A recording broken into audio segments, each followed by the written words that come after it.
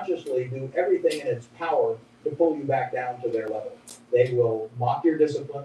They will call you obsessed. They will tell you that you are working too hard, that you need to relax, that money isn't everything. They will throw social obligations at you, guilt tripping you for missing a birthday party or a weekend dinner. They will use your own empathy against you just to keep you in the herd. This is why you cannot build wealth while remaining fully integrated into average society. The noise is too loud and the gravity of the crowd is too strong. If you want to achieve the kind of financial freedom that most people only dream about, you have to do something radical. You have to disappear. Let me tell you a story about my own life. When I was a younger man building my career in investments, the entire financial world was centered in one place: Wall Street, New York City. If you wanted to be a player, if you wanted to make real money, everyone told you that you had to be in Manhattan. You had to go to the right cocktail parties, rub shoulders with the right brokers, listen to the constant hum of the ticker tape, and absorb the daily gossip of the trading floor. And for a short time, I was there, but I quickly realized something terrifying. Wall Street was not a place of deep thought. It was a place of endless, deafening noise. Every minute, someone was shouting about a new stock. Every hour, there was a new panic or a new euphoric bubble. The environment forced you to react to the emotions of the crowd. It made you manic. It made you impulsive. It made you average. I knew that if I stayed in New York, I would end up thinking like everyone else in New York. And if you think like everyone else, you get the exact same results as everyone else. So I made a decision that confused the entire financial establishment. I packed my bags, left the financial capital of the world, and moved back to Omaha, Nebraska. I disappeared. I isolated myself in a quiet city, far away from the noise, the rumors, and the panic of Wall Street. I sat in my study. I read annual reports. I thought deeply about the fundamentals of businesses, completely detached from the daily hysteria of the market. I built Berkshire Hathaway in silence. And while the brilliant guys on Wall Street were busy reacting to the daily news cycle, losing their minds and their money over short-term fluctuations, I was compounding capital in the quiet darkness of the Midwest. Wealth is not built in the chaos of the masses. It is built in silence. It is built when you finally shut out the voices of the crowd and listen to your own strategic mind. But in the modern world, the noise is 1,000 times worse than it was when I left New York. You carry the noise in your pocket. Your smartphone ensures that you are constantly connected to the crowd, constantly reacting, constantly emotionally drained. You are tethered to the opinions of strangers. If you want to break free, you need a hard reset. You need a period of absolute, unbroken focus. I am not talking about taking a weekend off. I am not talking about a digital detox for a few days. I am talking about a fundamental, aggressive restructuring of your life. I am talking about disappearing for 6 full months. In the rest of this masterclass, I am going to walk you through exactly what it means to disappear. I am going to show you how to sever the anchors holding you back, how to survive the agonizing dopamine withdrawal of the first 30 days, and what happens when you finally emerge on day 181, completely unrecognizable to the people who thought they knew you. If you follow this path, I promise you your financial destiny will be altered forever. But you must be warned, this is the loneliest path you will ever walk.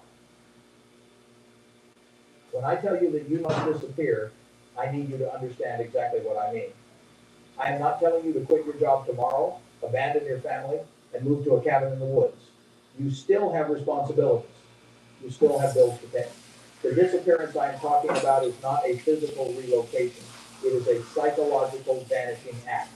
You are going to remain in your current physical environment, but you are going to completely detach from the social matrix that is keeping you broke.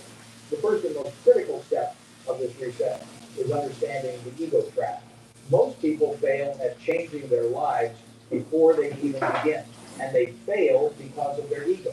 When the average person decides they want to get rich and start a business or get in shape, what is the very first thing they do? They announce it, they go on social media, and they make a grand declaration. They post a picture of themselves at a coffee shop with a laptop with a caption about the grind. They tell all their friends at the bar about their amazing new business idea. They broadcast their intentions to the entire world. And do you know why they do this? Because the human brain is wired to seek dopamine.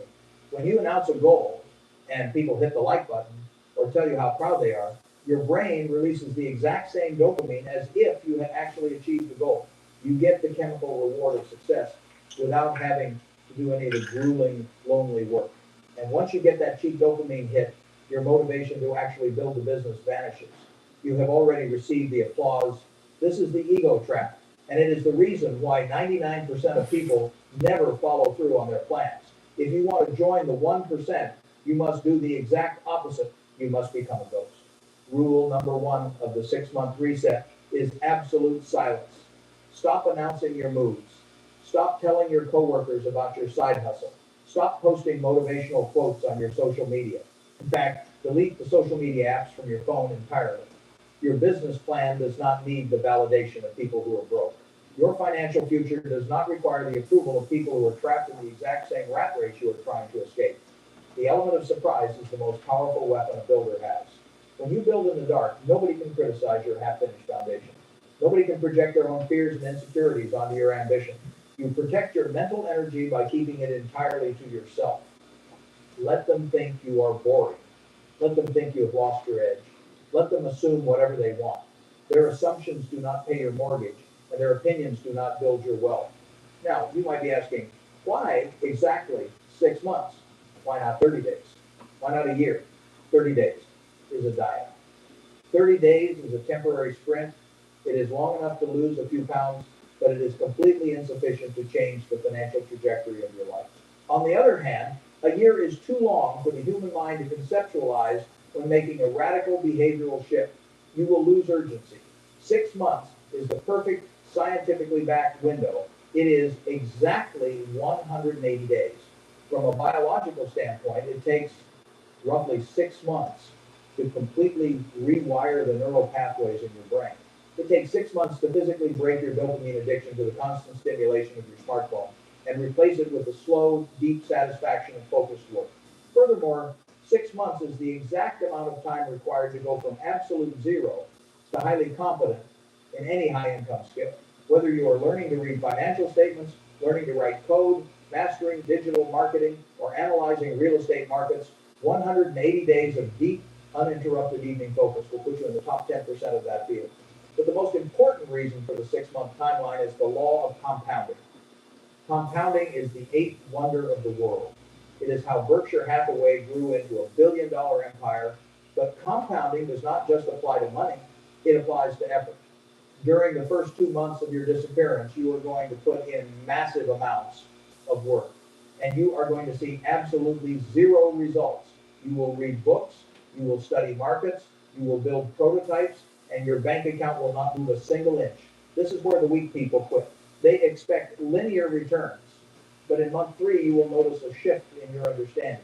In month 4, you might see your first small financial return, and by month 6, the snowball begins to roll under its own massive weight.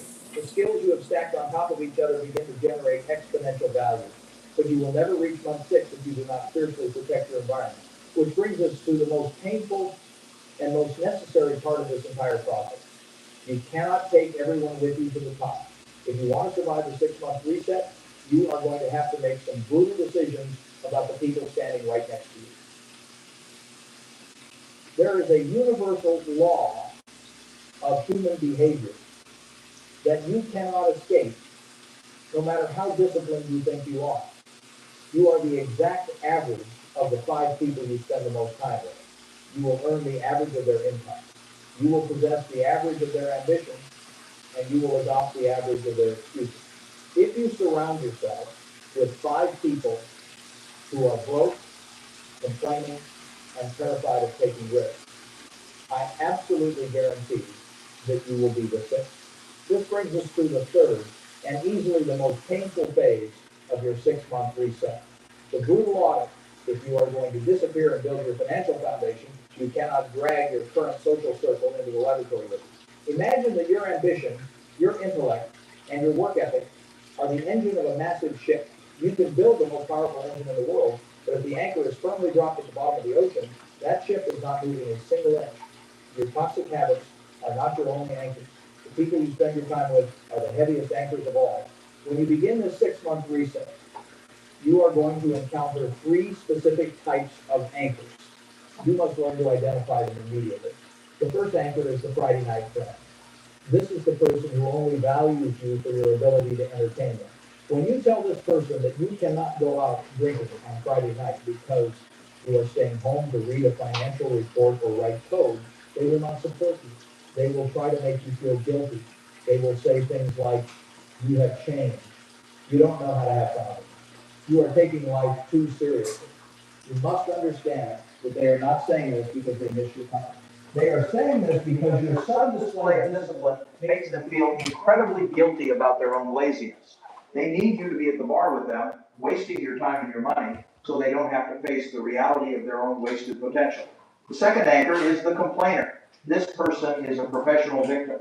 Every time you speak to them, they drain your energy by complaining about the economy, complaining about their boss, complaining about the government, complaining about how unfair the world is. They consume negativity and they exhale defeat. If you allow the complainer into your inner circle during your 6-month reset, their pessimistic worldview will slowly infect your mindset. You cannot build $1 billion holding company if you are constantly listening to someone tell you that the sky is falling. The third anchor is the most dangerous because it is usually someone who genuinely loves you. I call this anchor the safe path relative. This could be a parent, a sibling, or a spouse. Out of genuine fear for your safety, they will try to pull you back into the matrix.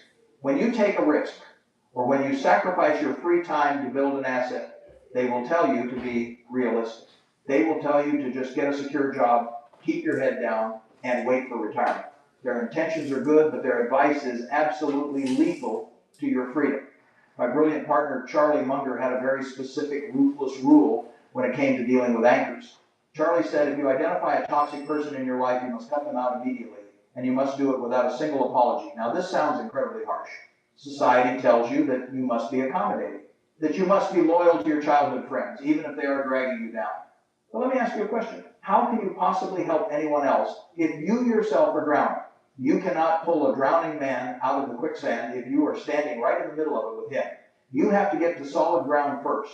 For the next 6 months, you are going to have to become deeply, unapologetically selfish. You have to protect your time, your energy, and your focus with the ferocity of a guard dog. You are going to have to stop answering certain text messages. You are going to have to decline wedding invitations. You are going to have to miss the holiday parties. You must look at your phone right now. Look at the last 5 people you texted and ask yourself a brutal question. Are these people builders or are they consumers? Are they talking about ideas or are they talking about other people? If they are consumers, you must hit the mute button on those relationships. If you do not have the courage to cut the anchors, your 6-month reset will completely fail by week 3. The gravity of your old life will pull you back in. But if you do have the courage to create that boundary, you are going to experience something terrifying. Once the noise of the crowd is gone and the anchors are cut, you will be left completely alone. And that is when the real agony begins.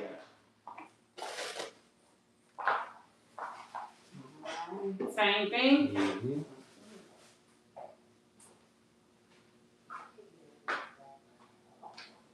Most motivational speakers will tell you that the moment you decide to change your life, you will feel a massive surge of empowering energy.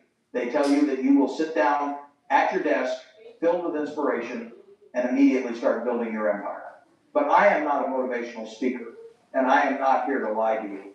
The truth about the 6-month reset is far more brutal. When you finally turn off your phone, close your door, and sever the ties with your toxic anchors, you are not going to feel inspired, you are going to feel panic. When the noise of the world abruptly stops, you are thrust into a psychological space that I call the void. The void is the deafening silence of an empty room. It is the exact moment you realize that there are no more distractions, no more excuses, and no one else to blame. For the first 30 days, the void will feel like absolute agony. And there is a very specific biological reason for this.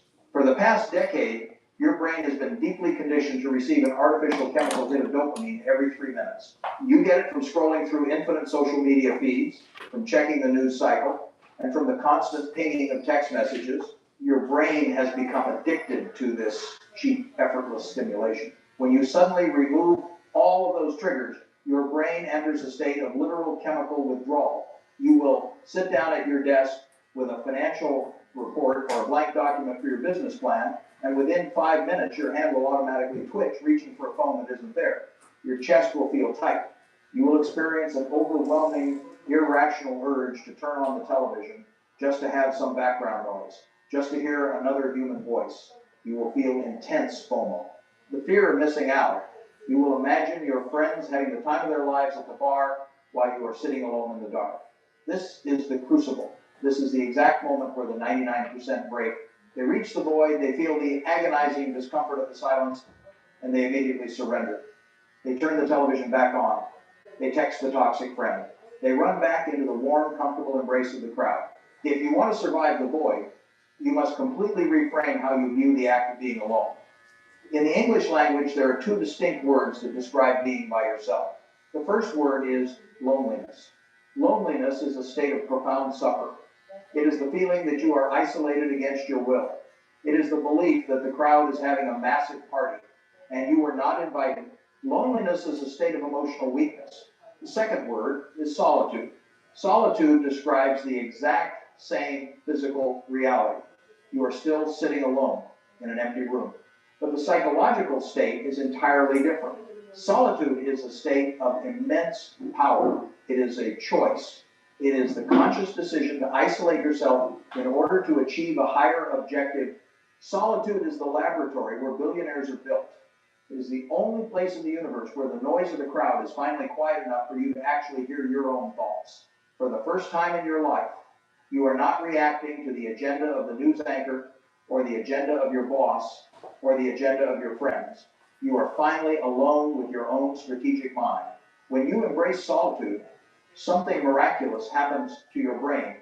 You must allow yourself to experience deep, uninterrupted boredom. Modern society treats boredom like a disease that must be cured immediately with a screen. But boredom is actually the precursor to immense creativity. When you starve your brain of cheap dopamine and mindless entertainment, your brain will panic at first. But eventually, it will adapt. To entertain itself, your mind will start generating high-quality ideas. You will suddenly figure out the solution to a complex business problem that has been bothering you for months. You will connect two seemingly unrelated financial concepts and spot an investment opportunity that everyone else missed. The silence, which initially felt like a terrifying enemy, will transform into your greatest ally. By the end of the first 30 days, the withdrawal symptoms will fade. You will no longer crave the noise. In fact, you will begin to fiercely protect the silence. The solitude will become the blank canvas upon which you paint your wealth. You will stop feeling like a victim of isolation, and you will start feeling like the architect of your own destiny. But what happens when the 6 months are over? What happens when you finally open the door and step back out into the world? The final phase of this journey is the most rewarding, but it is also the most shocking, because the person who walks out of that room is not the same person who walked in. When you successfully navigate the agonizing withdrawal of the first 30 days, and you fiercely protect your solitude from the anchors trying to pull you down, you will eventually cross the threshold into month 4. And it is here in the second half of your disappearance that you will witness the most powerful force in the universe. The magic of compounding. I have often compared building wealth to rolling a snowball down a very long hill. During the first 3 months of your reset, you are not rolling the snowball down the hill. You are standing at the bottom, packing the snow together with your bare hands and pushing a massive, heavy boulder up a very steep incline. It is exhausting, backbreaking work, and it feels like you are making absolutely no progress. But in month 4, you finally reach the crest of the hill. The resistance suddenly disappears. The neural pathways in your brain have successfully rewired themselves. The deep, focused work that used to require immense willpower now feels entirely automatic. Reading a dense financial report that used to take you 4 hours now takes you 40 minutes.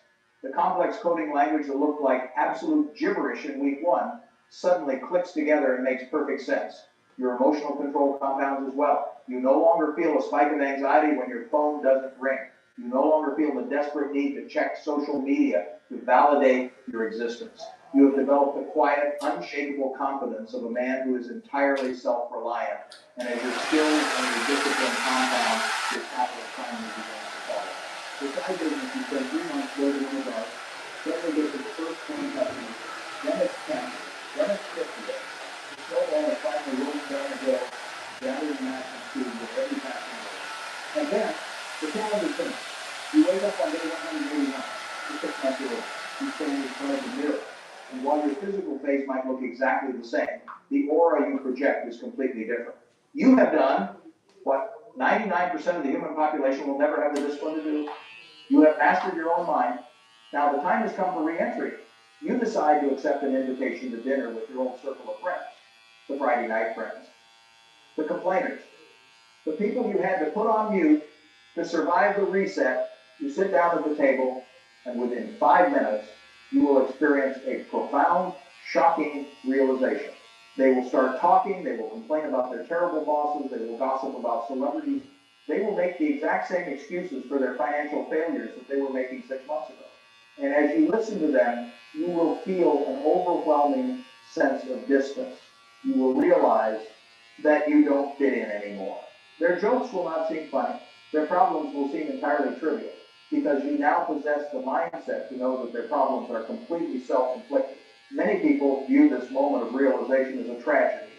They feel a deep sense of grief, thinking that they have lost their friends.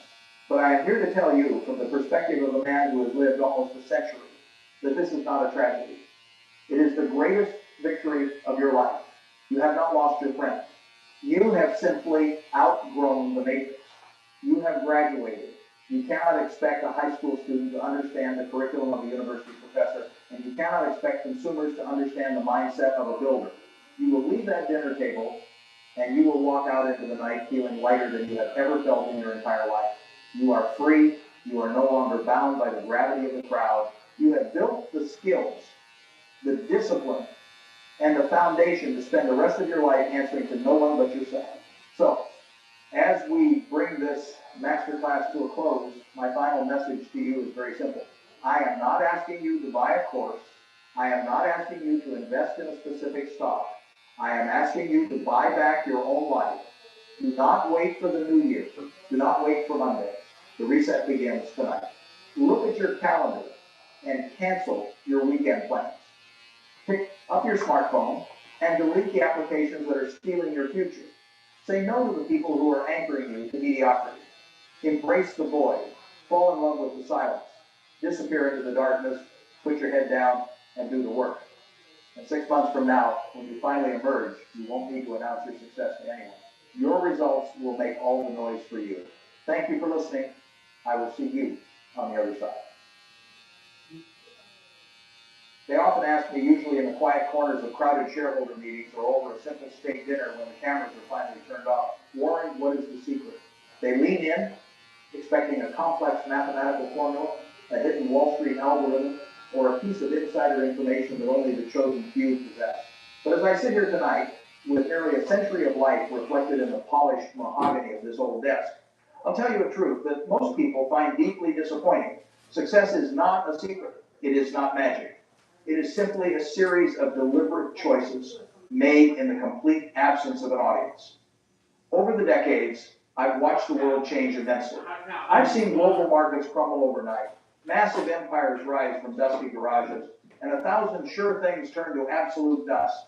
And through all that deafening noise, I realized something fundamental. The people who truly win in this life, the ones who build lasting wealth and legacies that outlive them, do not play the same game as everyone else. They aren't looking for the fastest route to a quick buck. They are looking for the most sustainable path to absolute freedom.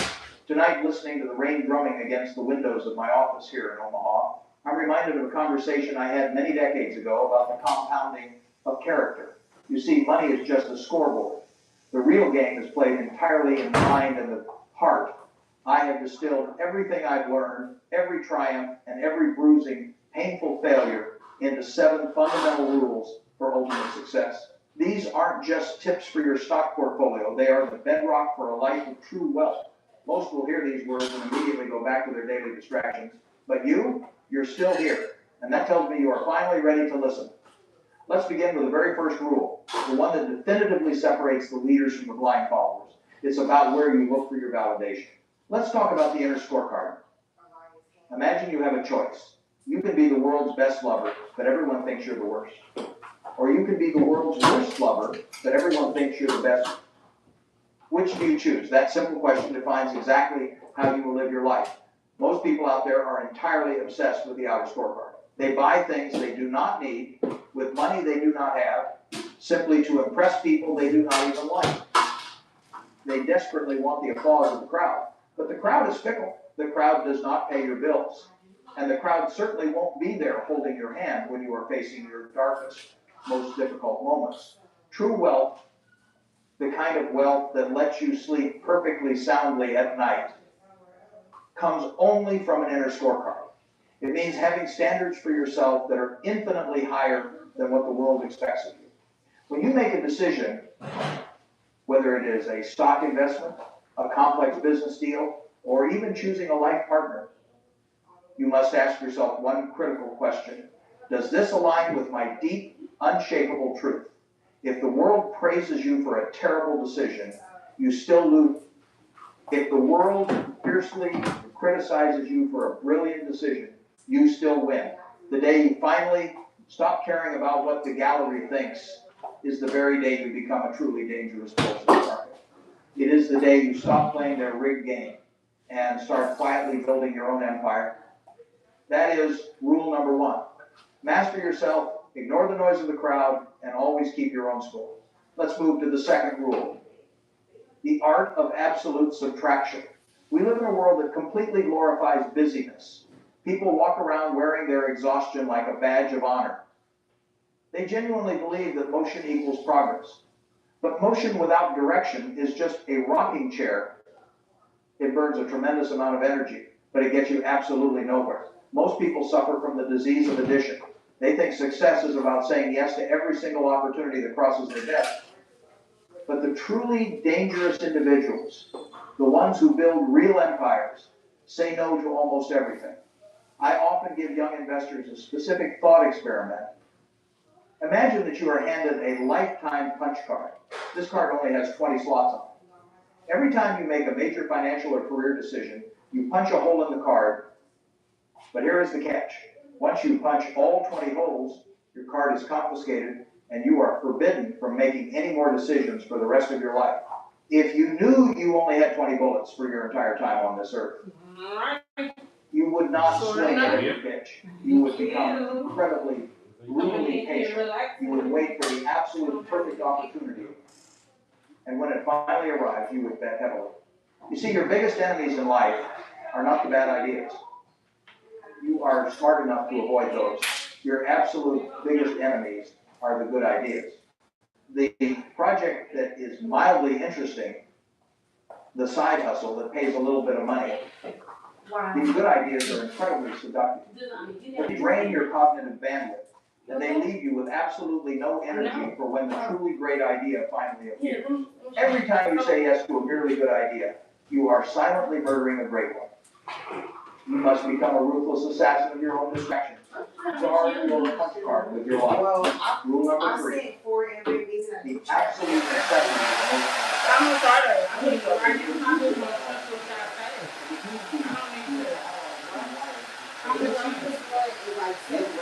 it.